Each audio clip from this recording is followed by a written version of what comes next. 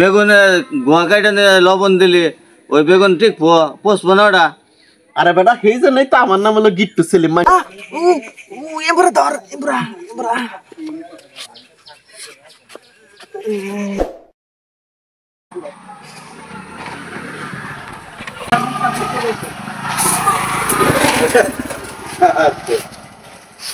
বুধু বুধু পোলা হাম পাং পাং করে ঘুন্ডা চালায়, কত সুন্দর দেখা যায়।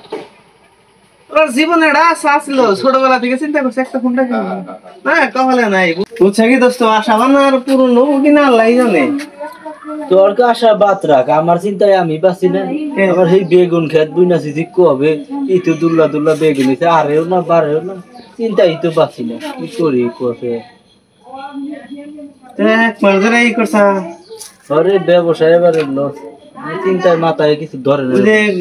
গুড্ডু ছেলে আছে না, বলে বুদ্ধি দেয় ওর কাছে, তাহলে এই বুদ্ধিটা নিয়ে গেছা। তাহলে তুই অন্য যাই, তোর দুইজনে যাই একবারে বুদ্ধি নিয়ে আইগে। আচ্ছা এর খুব আশা দোস্ত, মনে করে কত জনরে কত কুবুদ্ধি দিয়া গিট্টু লাগাই দিয়া কত ক্ষতি করলাম। এই জন্য ব্যাকে আমার নামই দিছে গিট্টু সেলিম। কতদিন ধরে মানুষ আর বুদ্ধিটি পরামর্শের জন্য হয় না, গিট্টু লাগা হাঁটতেছে।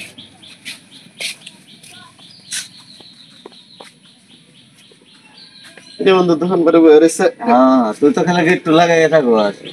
এখন আর পয়সা বলা আহে না এভাবে বুদ্ধির লিগে। এলাকার একমাত্র শিক্ষিত মানুষ আমি, ম্যাট্রিক পাস করছি।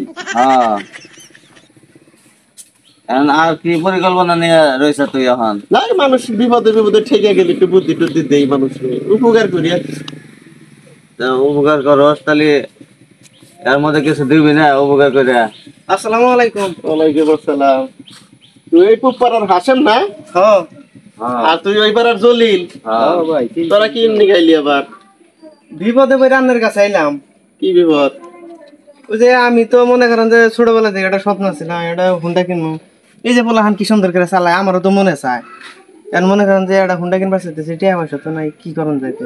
ও তুই টিয়া পয়সা ছাড়া হুন্ডা কিনবার নাকি চাস? হ্যাঁ, এই বুদ্ধির নাকি আইসা? এইটুকু বুদ্ধি। এটা কোনো ব্যাপার? তুই বিয়া করছ না? হ্যাঁ। আরে বোধাই যা বাড়তে যাইয়া বউরে মারবি উড়া দুরা, মাইরা বউ বাপের বাড়ি দিবি পাড়াইয়া, পাড়াই দেওয়ার পর বউরে কয়ে দিবি যে হুন্ডা ছাড়া তুই বাড়তে পাবি না, তাইলে তোর শ্বশুর বাড়ি থেকে হুন্ডা দিব। এটা কোনো ব্যাপার? যা, সুন্দর বুদ্ধি দিয়েছেন, এটা তো চিন্তা করে নাই। ওই যে আমার দোস্ত এটুকু বিপদে পড়ছে, আর এটুকু তোর আবার কি সমস্যা? আর কই না, আমি যে 1 মাস ধরে খেতে বাগুন গাছ লাগাইছি, এই বাগুন ইটান ইটান হইয়া জায়গা মরে বড় হয় না, কিছু হয় না। এবার ব্যবসাটা করলো, একটা বুদ্ধি দিতে ও এই বুদ্ধি তোর? বেগুন হইছে পোঙ্গা, ওটারে খাসি করে দেন রাখবো। এই বেগুন দেন রাখবো খাসি করে। খাসি করার নিয়ম জানোস কি?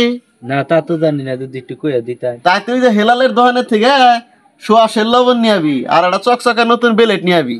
বেলেট আই না প্রত্যেকটা বেগুনের গুয়া কাইডে ওর মধ্যে লবণ ভরাই দিবি। 3 দিনের মধ্যে গোলার বেগুন টালে ঢুকিস না, তাহলে যায় 3 দিন পরে যায় দেখবি বেগুন একটা বেচার তো হয়ে গেছে। তাই নাকি রে বন্ধু? তাহলে বুদ্ধি ভালো দেয়, এই জন্য তো কইছি। আর কথা প্রচুর নাম, তাহলে এখনই বাজার দাম যাই তাড়াতাড়ি করে লবণ নিয়ে।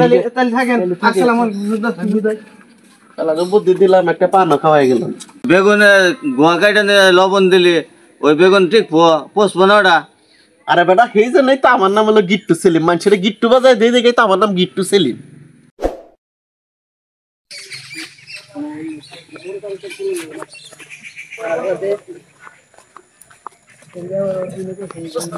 বন্ধু তোর এই অবস্থা খায় আর কইছে ওই সাইডে বেটা যে বুদ্ধি দিল যে ভরে মারিস, হে ভরে তো মারছি। মারার পরে মনে করছে হুন্ডা দিব তো দূরের কথা, ওর ভাইরে দিছে কই, ওর ভাই যে যাইরে মাইরে মাইরে হাবি তো ভাঙ্গা লাইছে।